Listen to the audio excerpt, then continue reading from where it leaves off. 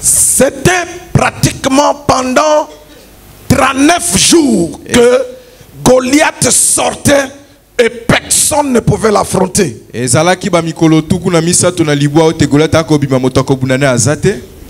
Même Saoul qui était l'homme fort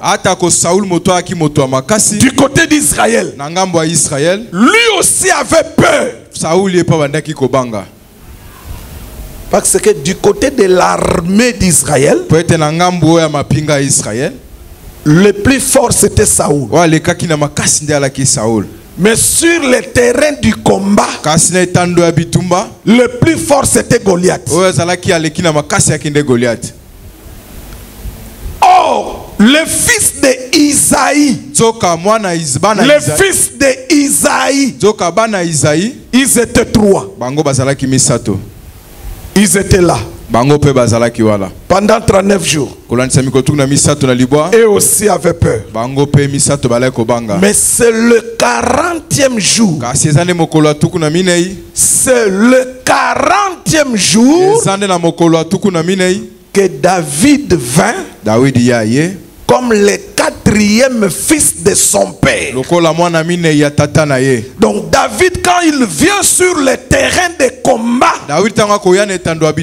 il y avait d'abord ses trois frères qui sont venus avant lui. Et ils n'ont rien fait. Mais il fallait attendre le 40e jour. David le 4e. Je dis le 4e par rapport au fils de Isaïe.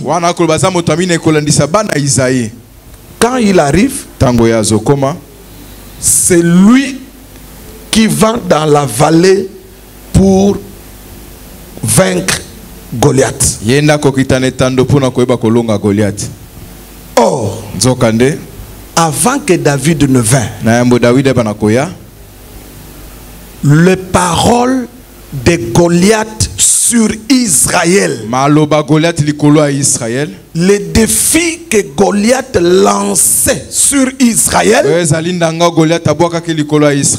c'était comme il jetait de l'opprobre sur Israël.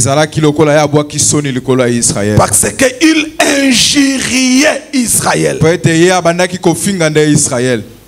Est-ce que vous me comprenez? Amen. Et quand David, le 4e fils d'Isaïe, est venu,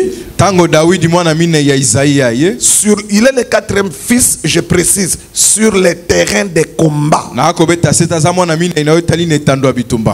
Mais dans l'ordre de naissance, David, lui, il est le cadet, le 8e.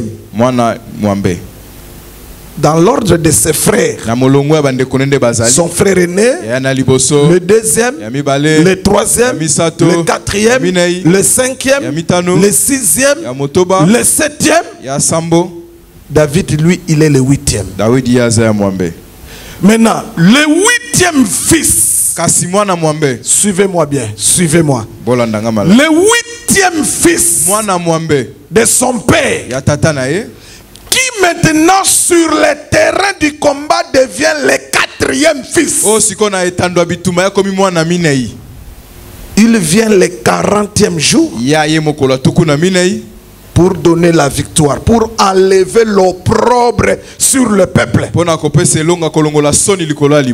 Et quand la femme ou les femmes d'Israël ont vu cela, personne ne les avait poussés. Personne. Personne n'avait dit à ces femmes de chanter pour David. Personne. La femme aime toujours celui qui remporte la victoire.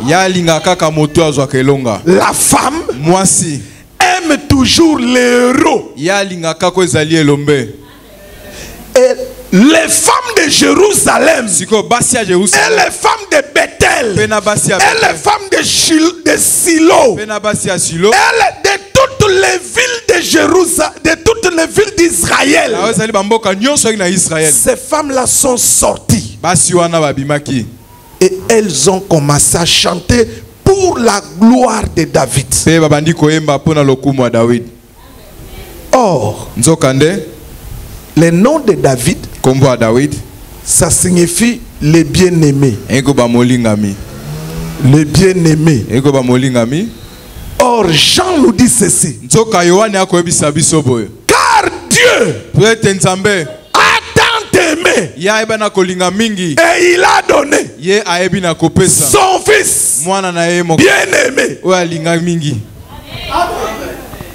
Et quand le fils bien-aimé est venu, c'est-à-dire Jésus, regardez comment Jésus vient.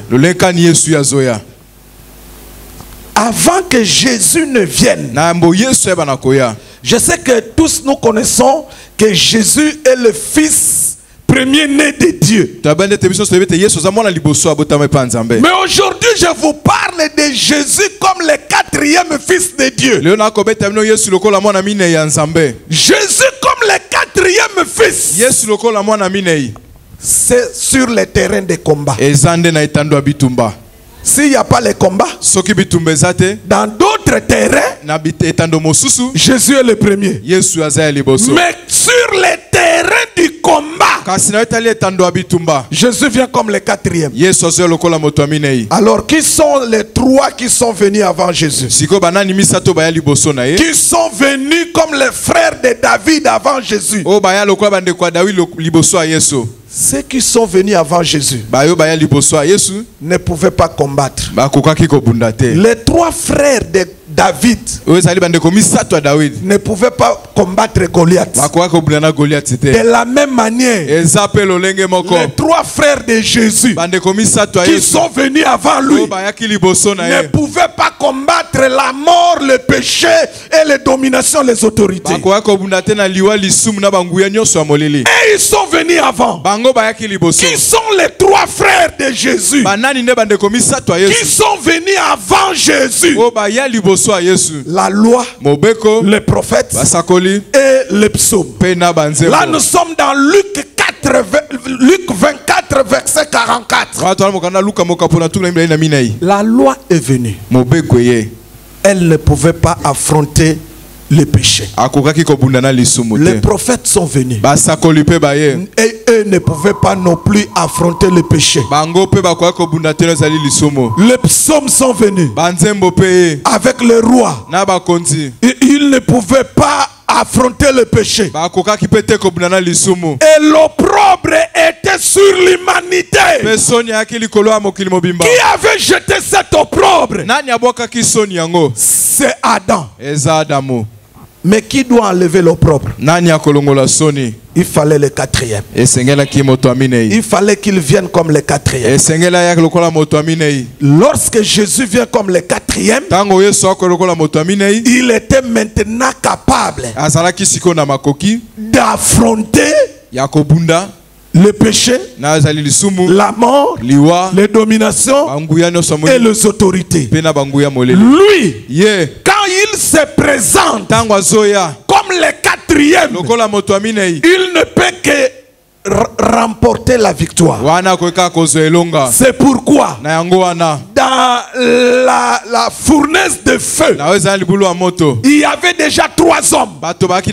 Mais chaque Shadrach, Abednego. Mais lui vient comme le quatrième. C'est pourquoi quand Lazare est mort, il a laissé passer 3 jours. Et il vint le 4e jour comme la résurrection. Mais après la victoire de David, les femmes ont chanté.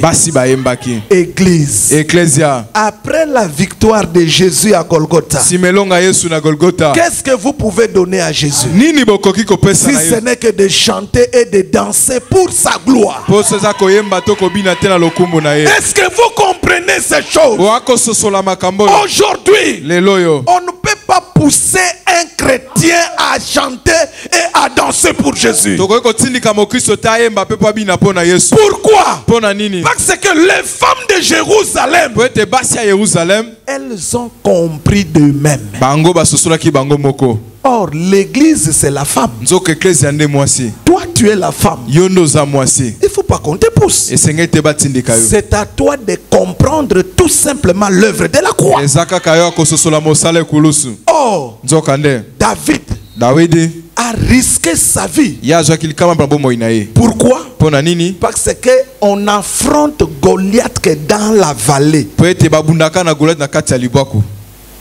Or, dans la vallée, la prophétie avait dit, quand je marche dans la vallée de l'ombre de la mort, c'est-à-dire la mort ne se trouve que dans la vallée.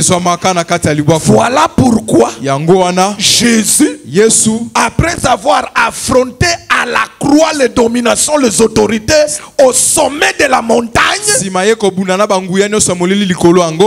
il fallait pas que ça s'arrête là-bas. Il fallait que aussi Jésus descende dans la vallée de l'ombre de la mort. David n'a fait qu'un jour avec Goliath dans la vallée de l'ombre de la mort.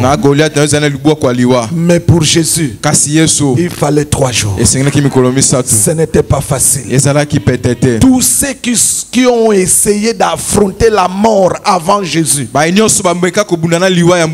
la mort les a vaincus. Même le grand prophète Moïse, la mort l'a vaincu. Même le père de la foi, Abraham, la mort l'a vaincu.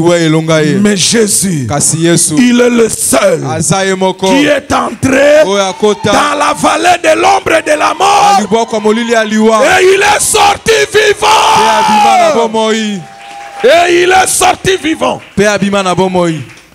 Est-ce qu'une femme comprend? Est-ce qu'une femme comprend?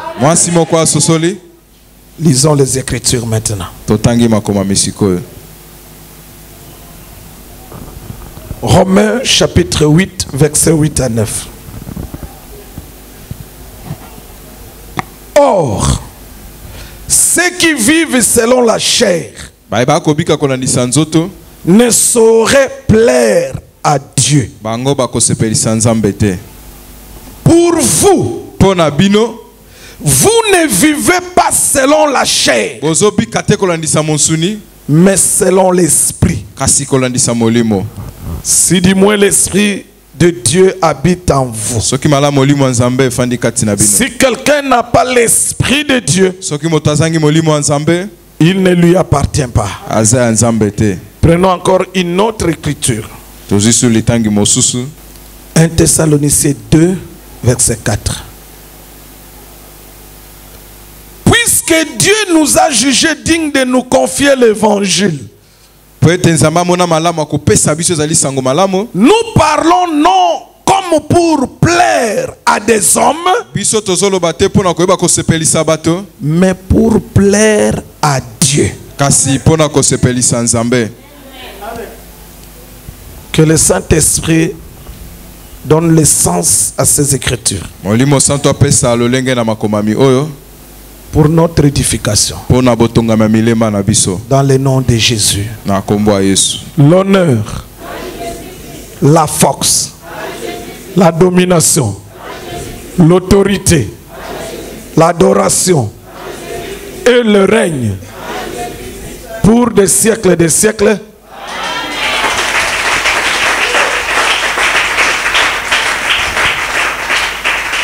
Que la paix du Seigneur soit avec vous. Et que la grâce de Dieu couvre toute l'année pour vous. Mettez-vous. Le thème de ce matin: comment plaire à Dieu.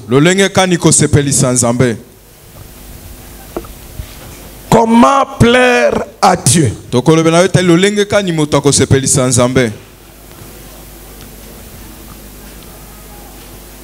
L'année passée, qui est l'année 2021, tu sais comment tu as marché. Mais cette année, Dieu veut que tu puisses le plaire.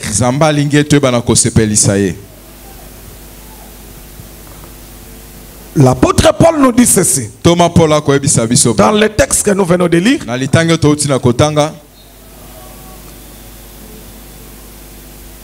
Que nous ne devons pas vivre pour plaire à la chair.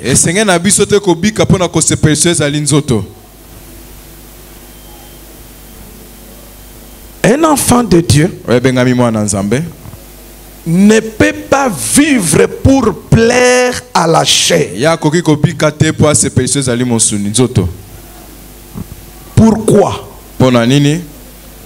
Pourquoi un enfant de Dieu ne peut pas plaire à la chair? C'est parce que la chair a des désirs contraires au désir de Dieu. Est-ce que quelqu'un me comprend? Amen. Et l'écriture dit encore, celui qui s'est fait l'ami du monde s'est fait l'ennemi de Dieu. Or, pour se faire ami du monde, tu dois marcher selon les désirs de la chair. Est-ce que quelqu'un me comprend? Amen. Que le Seigneur me fasse grâce. Je ne vais pas aller dans le monde de la révélation, que je prêche selon la connaissance.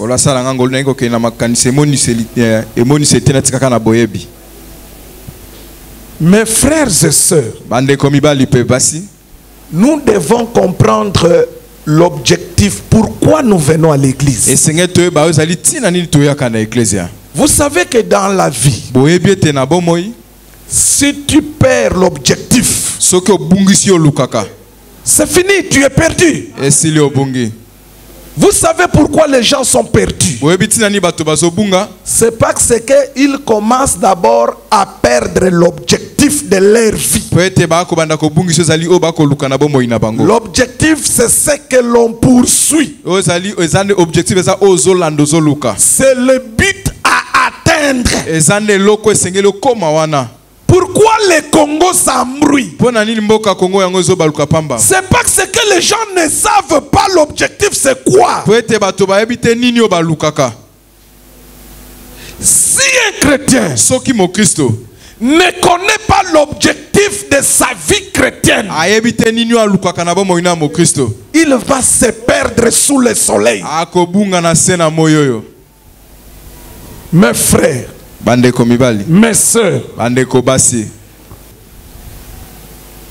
il y a deux sortes de plaisirs dans la vie des hommes. Où il y a deux sortes de désirs dans la vie des hommes. Il y a le premier désir. C'est le désir inné. Tout homme a ce désir-là. Celui qui est né d'un père et d'une mère. Celui qui a le sang d'Adam. Il a en lui le désir de la chair. C'est la chair qui domine. Un lecteur va, qu'il vienne nous faire la lecture. C'est lui qui en a l'habitude de le faire.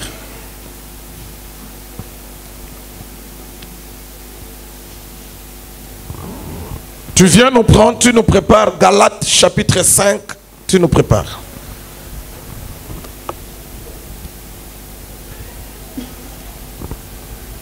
Je dis ceci.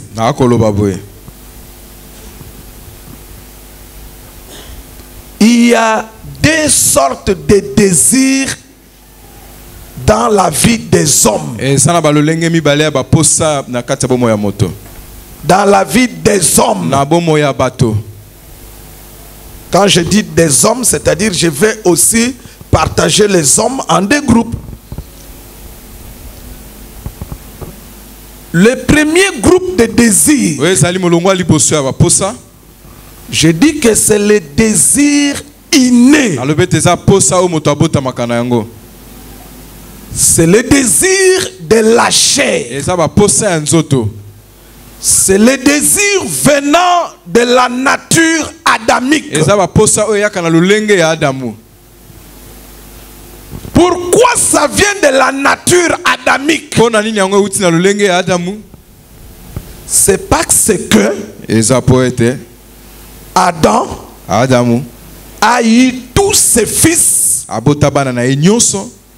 commençant par Caïn, Abel, Seth, tout. Il les a eus après le péché. C'est-à-dire, lorsque le premier fils d'Adam est né, il est né avec la nature de son père. Il est né avec l'âme de son père. Or, l'âme, c'est dans le sang. Là, c'est le Seigneur qui nous enseigne. Il dit, l'âme, c'est dans le sang. Or, plus tard, l'apôtre Paul le dit. Tous les hommes sont issus d'un seul sang. En d'autres termes, il voulait dire tous les hommes sont sortis d'une seule âme. Or, l'âme là, cette âme là, d'où sont sortis tous les humains, c'est l'âme d'Adam. Et cette âme là a été touchée par le péché. C'est pourquoi tous les fils d'Adam qui sont nés, tout celui qui a le sang d'Adam, il a en lui premièrement le désir de la chair. Or, la parole de Dieu dit ceci: les désirs de la chair sont contraires au désir de Dieu. Et l'apôtre Paul ajoute quelque chose. D'abord, on va nous lire. Il cite les désirs. Et puis il va dire quelque chose de très important au verset 21, je crois. Tu nous lis du verset 19 au verset 21. Dans le chapitre 5, le verset 19, nous lisons au nom de Jésus. Or, les œuvres de la chair sont manifestes. Ce sont l'impudicité, l'impureté, la dissolution, l'idolâtrie, la magie, les inimitiés, les querelles, les jalousies, les animosités, les disputes, les divisions, les sectes. 21. Écoutez la fin de la phrase. Paul dit, pardon, 20, verset 21. Verset 21. L'envie, l'ivrognerie, les excès de table et les choses semblables. Écoutez. Quelqu'un va dire, oh, on n'a pas dit la cigarette. C'est écrit dans les choses semblables. Donc il ne faut pas venir nous dire, moi je fume, oh, parce que la Bible n'interdit pas de fumer. Amen. Non, on a englobé tout cela dans les choses semblables. Et lis la dernière phrase qui suit. Je vous dis d'avance. Écoute ce que le Saint-Esprit dit par la bouche de Paul. Je vous dis d'avance. Oui. Comme je l'ai déjà dit. Que ceux qui commettent de telles choses n'hériteront point le royaume de Dieu. Il dit ceci. Ceux qui commettent l'impudicité. L'impudicité, c'est toute relation sexuelle avant le mariage. Ceux qui commettent l'impureté. L'impureté, je prends par exemple la sodomie, l'homosexualité, lesbianisme, bestialité, inceste, toutes ces choses-là, tous ceux qui commettent ces choses, tous ceux qui commettent des divisions, tous ceux qui vivent dans l'envie, tous ceux qui vivent dans l'ivrognerie, dans les excès de table, tous ceux qui vivent dans des jalousies, dans des querelles, donc lui, vous savez que on a des drôles de chrétiens aujourd'hui. Vous savez qu'il y a des chrétiens aujourd'hui, lui s'il entend qu'on a dit quelque chose sur lui de mal, non, il ne laissera pas passer. Lui, il doit aller d'abord poser la question: pourquoi vous avez dit ça? S'il faut aller en justice, il doit aller en justice. Il y a des chrétiens qui disent: non, tu vois la réputation, je dois soigner ma réputation. Regardez, je vais vous dire une chose. Ce que l'on dit pour toi, même si on détruisait ta réputation, tu n'es pas le premier. Tu n'es pas le premier. Avant toi, il y a des hommes qui ont marché honnêtement avec Dieu. Mais Dieu a laissé que leur réputation soit entachée. Regardez quelqu'un comme Joseph. La femme de Potiphar se retrouve avec le vêtement de Joseph entre ses mains. Joseph, lui, il est nu. Mais sa réputation, les gens sont venus. Ils ont trouvé les jeunes garçons nus. Mais ses habits entre les mains de la femme. Je dis à quelqu'un, Joseph ne s'est pas battu pour arranger sa réputation. Laissez le temps au temps. Les gens diront toujours des fausses choses sur toi. D'ailleurs, la parole dit que ce que l'on dit de mal sur toi, que l'on ne trouve pas chez toi. Quand bien même on pouvait dire que Joseph voulait violer la femme de son maître, mais cela ne se trouvait pas en Joseph. Et si la chose mauvaise qu'on raconte sur toi ne se retrouve pas en toi, mais laissez Dieu te défendre. Je dis à quelqu'un, Dieu arrange la réputation là où c'était détruite. Ne te force pas à aller débattre pour arranger ta réputation.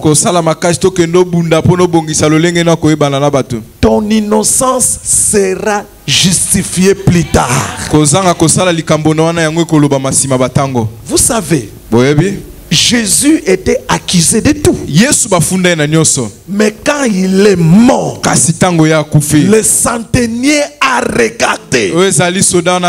Il a dit certainement. Certainement.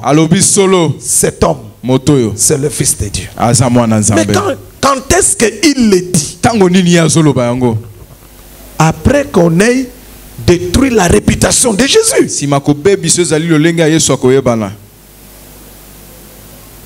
Il y a des chrétiens aujourd'hui qui vivent dans l'envie, dans la jalousie.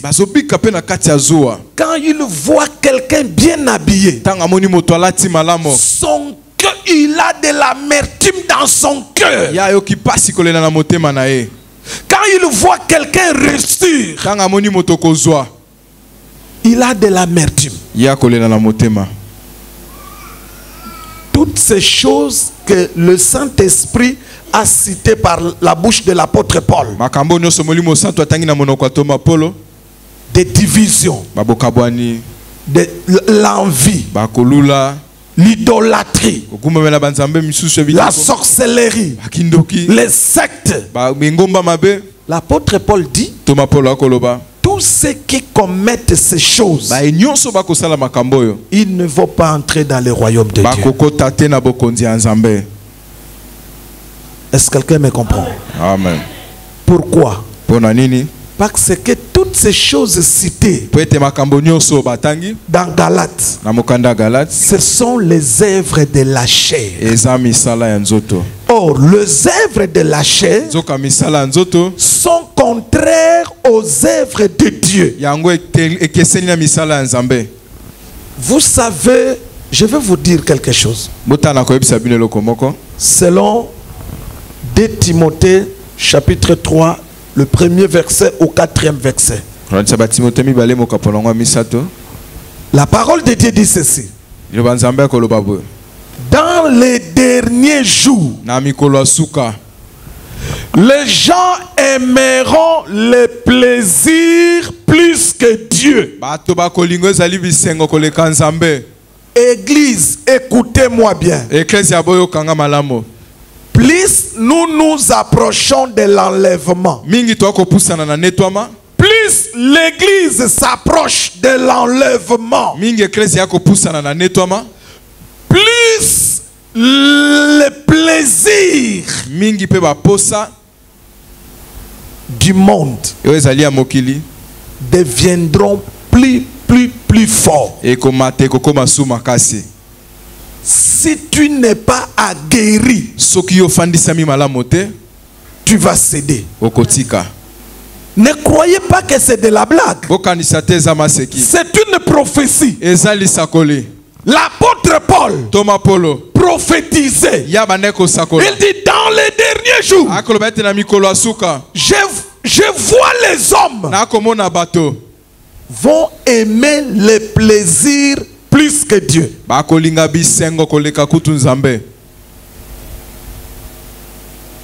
Regardez. Les gens ont fêté. Hier c'était quoi? Samedi. Partout dans le monde. Les gens ont fêté. Les gens ont passé des nuits dehors. Mais le même Jean, si tu le prends, tu dis venons à l'église, faisons la veillée. Ils ne viendront pas. Pourquoi? La question, pourquoi ils ne viendront pas? C'est parce qu'ils aiment le plaisir plus que Dieu. Les grands combats de fin des jours,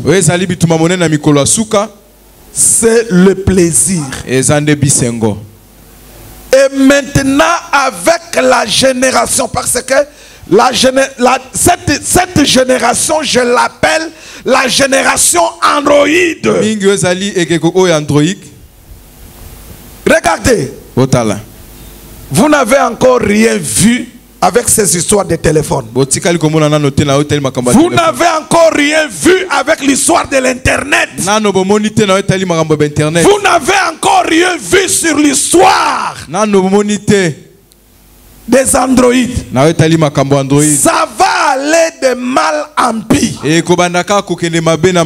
On va commencer à aller de plaisir en plaisir. Maintenant, c'est à chacun de connaître son identité. Qui es-tu? Es-tu chrétien? Ou es-tu païen? Les désirs de la chair. J'ai dit que c'est inné. C'est la nature des païens. En réalité, les désirs de la chair, c'est-à-dire l'impudicité, l'impureté, ne doivent que se retrouver chez le païen. Chez ceux qui ont la nature adamique. Le verset qui a suivi, l'apôtre Paul dit ceci. Mais pour vous, le vous là c'est qui?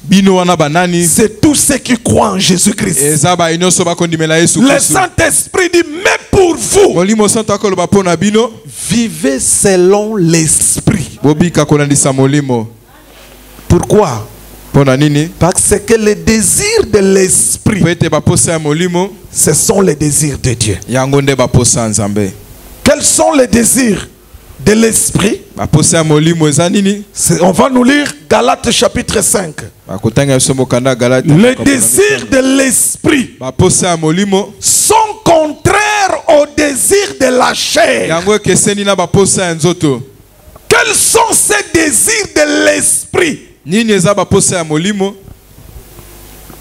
Mais les fruits de l'esprit, c'est l'amour,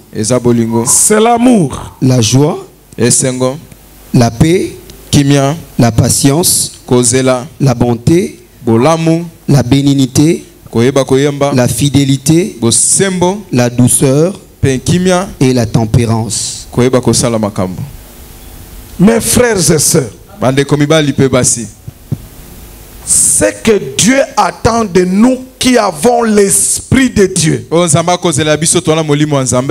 c'est que nous puissions porter, manifester les fruits, les désirs de l'Esprit. Je dis ceci. Plus nous nous approchons de l'enlèvement, plus le combat de la chair sera très grand. Et si tu n'es pas affermi dans les choses de Dieu, tu vas céder. Regardez, je disais ceci. Plus on va s'approcher de l'enlèvement, plus le péché, le désir du péché va s'accroître. Et parmi les désirs du péché, le premier péché c'est le sexe. C'est pourquoi j'ai dit que vous n'avez encore rien vu sur le sexe.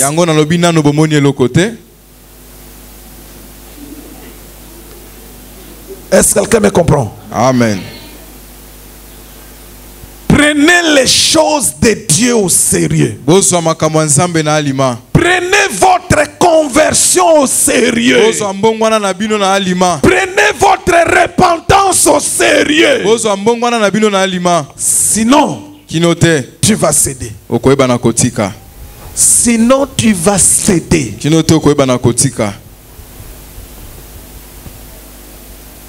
Regardez. Les gens de Sodome et Gomorrhe, ils faisaient le péché. Mais leur péché s'est accru. Leur péché a rempli le vase. Les jours où ils voulaient coucher avec les deux hommes qui étaient dans la maison de Lot. Or, les deux hommes sont venus en mission à Sodome. Première mission, sauver Lot. Faire sortir Lot au milieu des méchants. Deuxième mission, détruire Sodome. Pourquoi? Parce que Dieu ne donne pas la même punition aux méchants et aux bons. Non. Dieu, avant de frapper, il doit d'abord séparer le juste de méchant. Or, dans Sodome, le juste c'était Lot. Il fallait d'abord que les deux hommes puissent tirer Lot de Sodome pour l'amener à la ville de la montagne. Or, les deux hommes doivent aussi frapper Sodome. C'est ce qui se passera. Les deux hommes aujourd'hui qui sont venus dans ce monde pour séparer le juste et le méchant, les deux aujourd'hui, souvenez-vous, dans la parabole du Samaritain, le Seigneur Jésus donna une parabole un jour. Il dit, il y avait un homme qui venait de Jérusalem. Il partait pour Jéricho. Suivez-moi très bien là où je vous amène. Le Seigneur dans la parabole il dit ceci. Cet homme-là a croisé des brigands. Ils l'ont frappé. Ils l'ont laissé. Le sacrificateur est venu, il est passé. Le Lévite est venu, il a vu cet homme, il est passé. Pourquoi les sacrificateurs et les Lévites sont-ils passés? C'est parce que, bon, je risque d'entrer encore dans beaucoup de détails. Ok, je passe. Le troisième est venu, c'est le Samaritain. En réalité, les Samaritains dans la parabole, dans l'interprétation, c'est le Seigneur Jésus. C'est lui le Samaritain. Il est venu, le Samaritain. Il a vu l'homme frappé, blessé. Il a eu compassion de lui. Il l'a pris. Il l'a traité. Il est parti avec cet homme. Suivez. Il l'a amené où? Dans l'hôtellerie. Et là-bas à l'hôtellerie, regardez ce que va faire le Samaritain. Le Samaritain va prendre 2 deniers. Il va donner à l'hôte de l'hôtel 2 deniers. Il dit prends. C'est pour les soins de cet homme. Il n'a pas donné 3 deniers. Il n'a pas donné 4 deniers. Il ne pouvait pas le faire. Il n'a donné que 2. Il dit prends soin de lui. Et il dit ce que tu pourras dépenser de plus, quand je reviendrai. Or, dans cette affaire, dans cette parabole, Jésus parlait de l'enlèvement. Quand il dit quand je reviendrai, je te payerai. Chaque serviteur de Dieu qui dirige l'église, tu dois savoir qu'on t'a donné que 2 deniers. Les 2 deniers, c'est le pain et le vin. Je reprends. Je sais là où je vous amène. Les 2 deniers qu'on a donné à l'hôte de l'église ou à l'hôte de l'hôtellerie. En d'autres termes, les 2 deniers qu'on a donné au pasteur responsable d'une église. Parce que l'hôtellerie, c'est l'église. C'est une église locale comme ça. L'hôte de l'hôtellerie, c'est le pasteur qui dirige l'église. Les 2 deniers que les Samaritains lui a donné. Je dis les Samaritains c'est Jésus. Jésus ne donne que deux choses, deux éléments pour prendre soin du malade. Les deux choses, ce sont les deux choses que Melchisedec a donné à Abraham pour le voyage d'Abraham. Il a donné à Abraham que deux choses, le pain et le vin. Quand on donne le pain, on donne aussi le vin. Pourquoi? Parce que sans le vin, on ne peut pas comprendre le pain. Le goût du pain, c'est quand on mange du pain et tu ajoutes le vin. C'est-à-dire le pain, c'est la parole. Le vin, c'est le Saint-Esprit. Regardez, il leur a donné la parole pendant 3 ans. Pendant 3 ans, Jésus a donné la parole aux apôtres. C'est-à-dire, il leur a donné le pain. Il manquait le vin. Il fallait attendre la mort et la résurrection pour que le vin puisse être donné aux apôtres. Or, le vin, c'est le Saint-Esprit. C'est pourquoi, quand ils ont reçu le vin venu du ciel, ils ont commencé à parler à des langues. Les gens même ont dit, ils ont bu, ils sont ivres.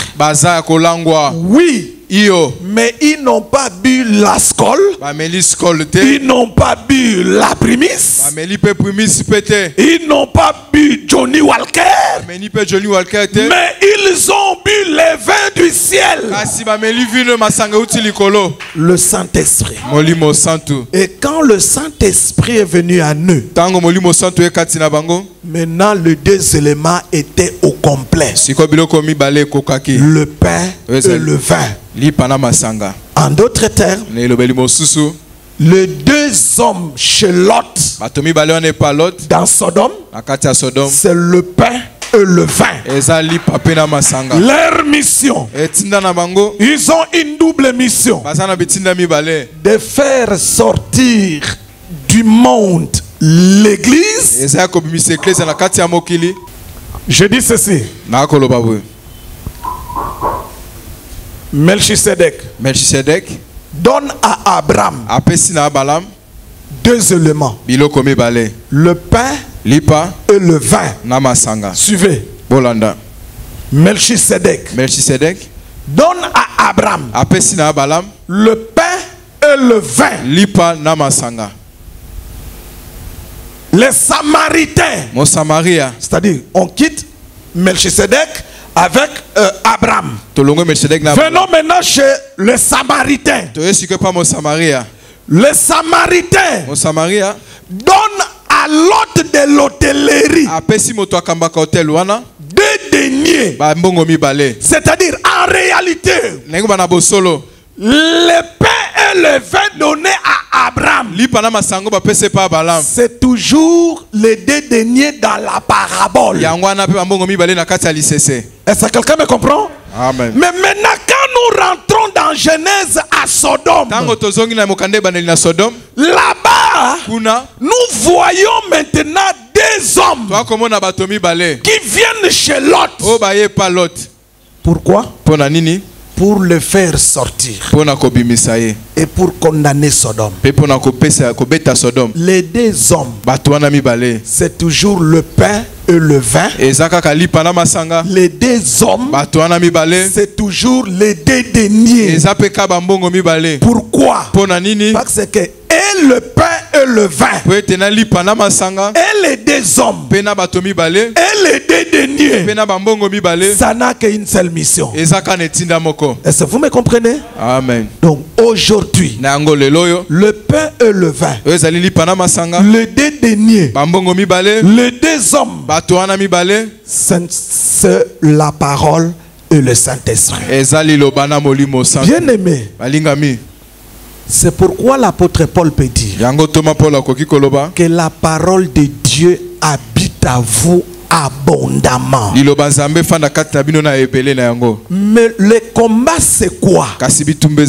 Plus nous nous approchons de l'enlèvement, plus que les gens vont aimer le plaisir, vont abandonner la parole. La génération Android, la génération Internet, c'est la génération qui va aimer plus le plaisir. La génération Internet, la génération Facebook, la génération WhatsApp, la génération Imo, la génération Instagram, c'est la génération qui va mettre de côté la parole de Dieu. Est-ce que vous me comprenez? Amen. C'est la génération qui va beaucoup aimer les désirs de la chair. Or, tout celui qui aime les désirs de la chair se fait ennemi de Dieu. Ne peut pas plaire à Dieu. Cette année 2022, tu dois faire de ton mieux. La grâce de Dieu est là. Depuis Golgotha, la grâce est là. Rendu disponible le jour de la Pentecôte. C'était le jour de l'inauguration que la grâce est entrée en action dans le monde. Elle est là. La grâce est là. C'est à toi d'en profiter. Comme la grâce est là, tu dois faire de ton mieux de saisir cette grâce.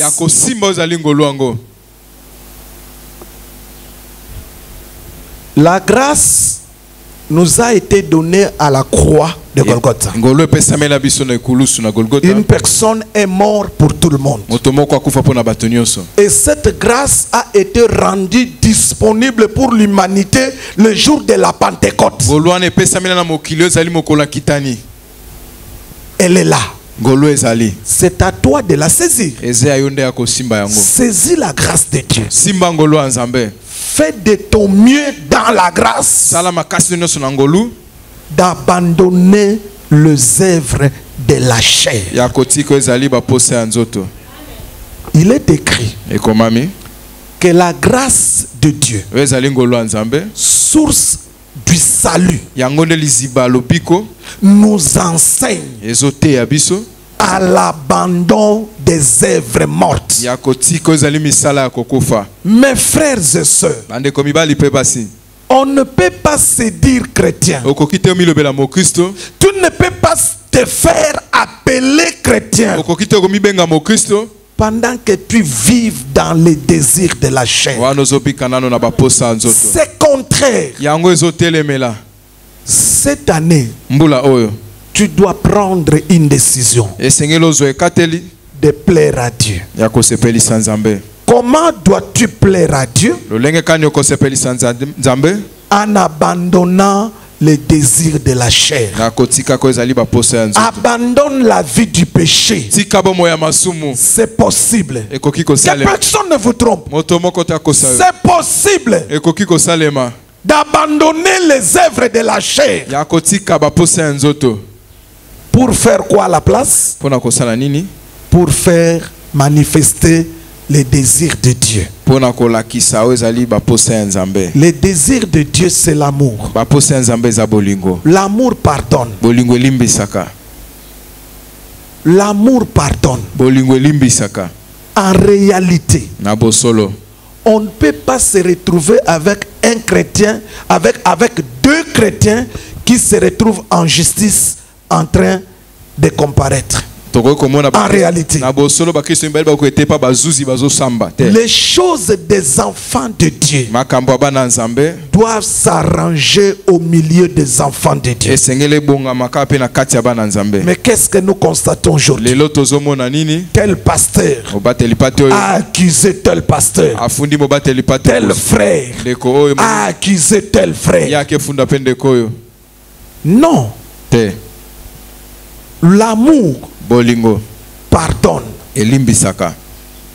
Celui qui a de l'amour, quand on lui fait du mal, il ne cherche pas à se venger. L'amour ne se venge pas. Mais aujourd'hui, nous avons des gens au milieu de nous. Si tu lui fais du mal, il doit un jour se venger. Or, l'enseignement de la Bible dit ceci: ne réponds pas au mal par le mal.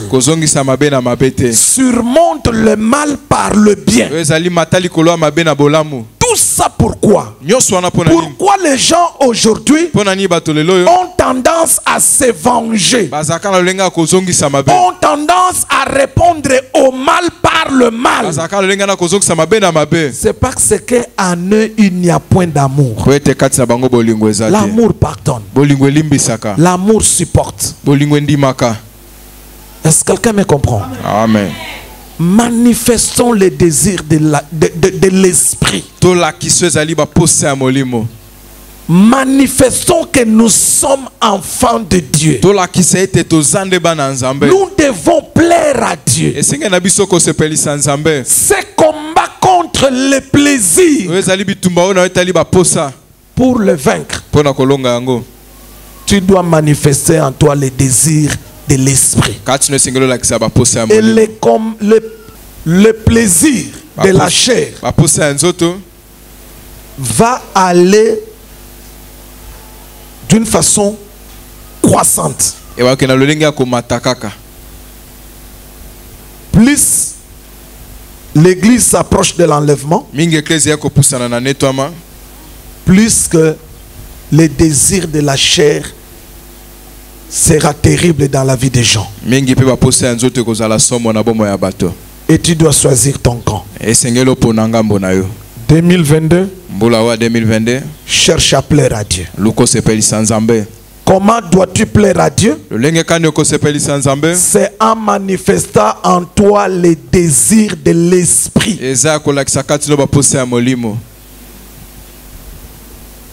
Quelqu'un a compris? On se tient debout.